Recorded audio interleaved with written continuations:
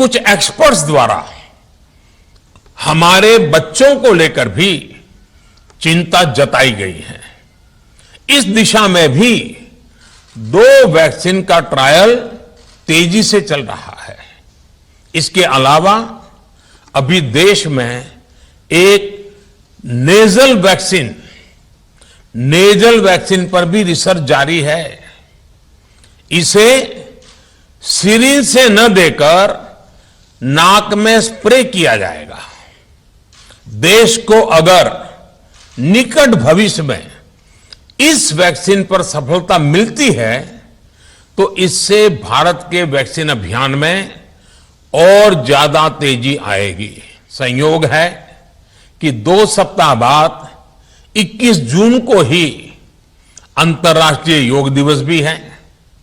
21 जून सोमवार से देश के हर राज्य में 18 वर्ष से ऊपर की उम्र के सभी नागरिकों के लिए भारत सरकार राज्यों को मुफ्त वैक्सीन मुहैया कराएगी। वैक्सीन निर्माताओं से कुल वैक्सीन उत्पादन का 75% हिस्सा भारत सरकार खुद ही खरीदकर राज्य सरकारों को मुफ्त देगी। यानी देश की किसी भी राज्य सरकार को वैक्सीन पर कुछ भी खर्च नहीं करना होगा। अब तक देश के करोड़ों लोगों को मुफ्त वैक्सीन मिली है। अब 18 वर्ष की आयु के लोग भी इसमें जुड़ जाएंगे। सभी देशवासियों के लिए भारत सरकार ही मुफ्त वैक्सीन उपलब्ध करवाएगी। गरीब हो, निम्न मध्यम वर्ग हो, मध्यम वर्ग हो या फिर उच्च वर्ग, भारत सरकार के अभियान में मुफ्त वैक्सीन ही लगाई जाएगी। हां, जो व्यक्ति मुफ्त में वैक्सीन नहीं लगवाना चाहते, प्राइवेट अस्पताल में वैक्सीन लगवाना चाहते हैं, उनका भी ध्यान रखा गया है।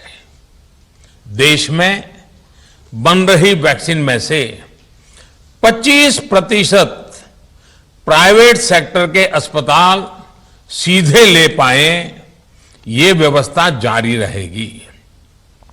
प्राइवेट अस्पताल वैक्सीन की निर्धारित कीमत के उपरांत एक डोज पर अधिकतम 150 रुपये ही सर्विस चार्ज ले सकेंगे।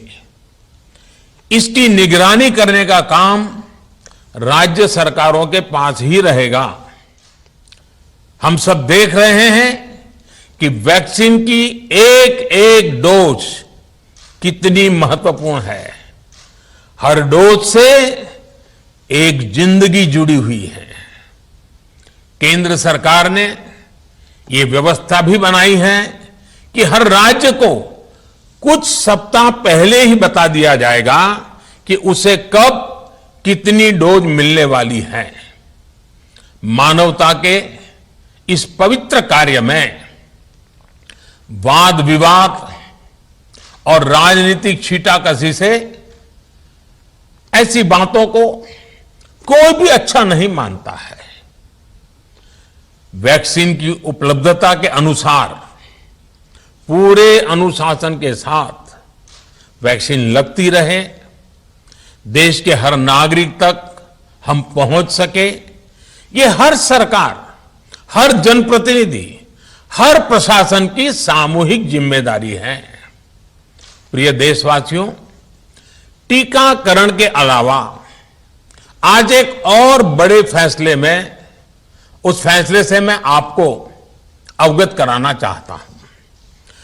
पिछले वर्ष जब कोरोना के कारण लॉकडाउन लगाना पड़ा था, तो प्रधानमंत्री गरीब कल्याण अन्न योजना के तहत 8 महीने तक 80 करोड़ से अधिक देशवासियों को मुफ्त राशन की व्यवस्था हमारे देश ने की थी। इस वर्ष भी दूसरी वेव के कारण मई और जून के लिए भी इस योजना का विस्तार किया गया था।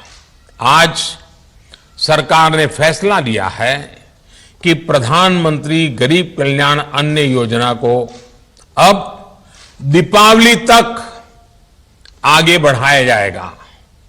महामारी के इस समय में सरकार गरीब की हर जरूरत के साथ उसका साथी बनकर खड़ी है। यानी नवंबर तक 80 करोड़ से अधिक देशवासियों को हर महीने तय मात्रा में मुफ्त अनाज उपलब्ध होगा। इस प्रयास का मकसद यही है कि मेरे किसी भी गरीब भाई बहन को, उसके परिवार को भूखा सोना ना पड़े। साथियों, देश में हो रहे इन प्रयासों के बीच कई क्षेत्रों से वैक्सीन को लेकर भ्रम और अफवाहों की जानकारी चिंता बढ़ाती है। ये चिंता भी मैं आपके सामने व्यक्त करना चाहता हूं। जब से भारत में वैक्सीन पर काम शुरू हुआ, तभी से कुछ लोगों द्वारा ऐसी बातें कही गई जिससे आम लोगों के मन में शंका पैदा हो। कोशिश ये भी हुई कि भारत के वैक्सीन निर्माताओं का हौसला पस्त पड़ जाए और उनके सामने अनेक प्रकार की बाधाएं आए। जब भारत की वैक्सीन आई तो अनेक माध्यमों से शंका आशंका को और बढ़ाया गया। वैक्सीन न लगवाने के लिए भांति भांति के तर्क प्रचारित किए गए। इन्हें भी देश देख रहा है। जो लोग वैक्सीन को लेकर आशंका पैदा कर रहे हैं, अफवाहें फैला रहे हैं, वो भोले भाले भाई बहनों के जीवन के साथ बहुत बड़ा खिलवाड़ कर रहे हैं। ऐसी अफवाहों से सतर्क रहने की जरूरत है। मैं भी आप सबसे, समाज के प्रबुद्ध लोगों से, युवाओं से अनुरोध करता हूं कि आप भी वैक्सीन को लेकर जागरूकता बढ़ाने में सहयोग करें। अभी कई जगहों पर कोरोना कर्फ्यू में ढील दी जा रही है, लेकिन इसका मतलब ये नहीं कि हमारे बीच से कोरोना चला गया है। हमें सावधान भी रहना है और कोरोना से बचाव के नियमों का भी सख्ती से पालन करते रहना है। मुझे पूरा विश्वास है हम सब कोरोना से इस जंग में जीतेंगे। भारत कोरोना से जीतेगा। इन्हीं शुभकामनाओं के साथ आप सभी देशवासियों का बहुत बहुत धन्यवाद।